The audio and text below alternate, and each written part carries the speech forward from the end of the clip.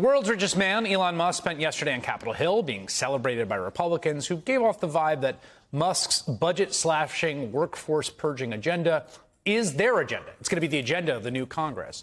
He walked around Capitol Hill, frankly, like he owned the place.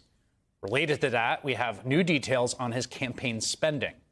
Elon Musk spent $250 million to elect Donald Trump this year, much of it donated in the last weeks of the campaign, so it wouldn't come out until after the election. That's the way this reporting works. It's an insane amount of money. But look at the returns. Investors are suddenly very bullish on Musk's companies. He's been hanging around at Mar-a-Lago, weighing in on hiring decisions, joining a call between Trump and the Ukrainian president for some reason. He's been called co-president by some in Trump world.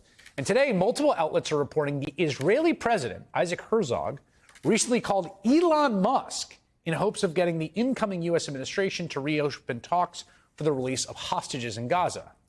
You would think that's the sitting president's job, Joe Biden, who's still president of the United States for another month and a half, or if not him, then the incoming president's job, Donald Trump, who was duly elected. Shouldn't be the job of his top campaign donor that no one elected.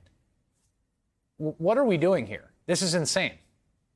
It's precisely what advocates of campaign finance reform warned would happen in a post-Citizens United world.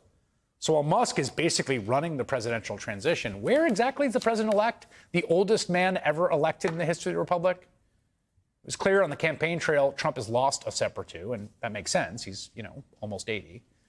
Since then, he's mostly hung out and golfed at Mar-a-Lago. He did finally get out of the house yesterday for a very important event to receive an honorary Patriot of the Year award on Fox Nation. Maybe Trump doesn't have the actual energy to do the job. Maybe letting Elon Musk basically conduct diplomacy, talk to Hill lawmakers while Trump collects awards from his fans is the division of labor that Trump can handle. Democratic Congresswoman Jasmine Crockett sits on the House Oversight Committee. She also represents a district in the state of Texas, Elon Musk's new base of operations, and she joins me now. What do you make of this figure that we have never really had in the time that I've covered American politics? The richest man in the world with no public role officially, no accountability, not Senate confirmed or anything, running a kind of off-the-book operation in the name of the president he spent $250 million to elect, who has a million conflicts and seems to be like sort of calling the shots. Yeah, I mean, Chris, I am just as lost as you are. When Elon decided that he was going to be on the trail and he was running around and jumping around on the stage and that kind of stuff, I mean, it was clear that he was fully in to make sure that he could support him.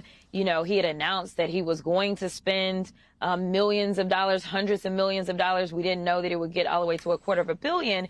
But honestly, I thought that this was really a lot more of the pay for play, right? It's the pay for play that Donald Trump has consistently offered to those oil tycoons and anybody else that had a lot of money and was willing to put it behind him. You put it behind me and I will give you something in return. So we know that he's got these federal contracts.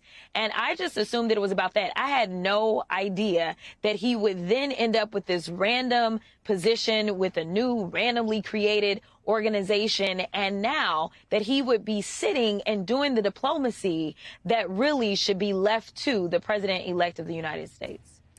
You are in a state where, and I've heard this from multiple folks that cover Texas politics, that Musk really has the Texas Capitol quite wired. This is the Houston Chronicle writing about this, that he's betting Trump will also make most of the 20 federal investigations into his companies disappear. He probably is looking to benefit from state contracts and the 17 agencies that have generated $3 billion in revenue last year, but also that he's kind of used the Texas State House as a bit of a laboratory for accruing political influence. Yeah, I mean, you talk about the Supreme Court decision as it relates to our federal elections. Let me tell you, in the state of Texas, we have no campaign finance limits at all, right?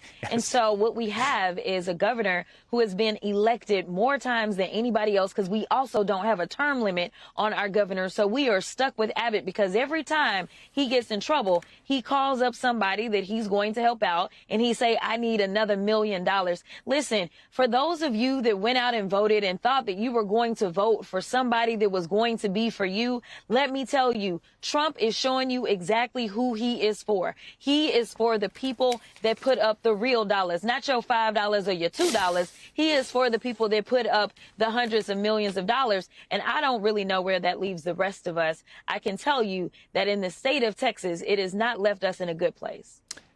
There are a number of Democrats who have either committed to working with this weird, again, off-book operation. I don't even know what to call it, Department of Government Efficiency. It's not a department. It's right now it's just a string of letters. It's just two guys. Jared Moskowitz, who's a colleague of yours in Florida, who's a Democrat, I think is working with it in some official capacity. Ro Khanna, who's a congressman from California in Silicon Valley, says he wants to get involved with it. What do you think about Democrats saying, hey, yeah, we should be open-minded here and maybe work with these two individuals to slash wasteful government spending? Listen, I don't know what's happening. I mean, I do know that Jared did join this caucus. And a caucus is different from an actual committee. So I have no idea. You know, right now we don't have our committee assignments. So I don't know who's going to serve on what committee. I will tell you that they did decide that they were going to have a subcommittee on oversight for DOJ. And it is going to be led by none other than Marjorie Taylor Greene, right? So it'll be interesting to see who becomes the ranking member on that subcommittee. And when we start to talk about the committee work, then yes, that is actual work of the House. And whoever is assigned to work on oversight and assigned to that subcommittee, then they will start to do the work. But oversight in and of itself exists to get rid of waste, fraud, and abuse in the government. That is our job. And we oversee every single agency. And that is what we are supposed to be doing.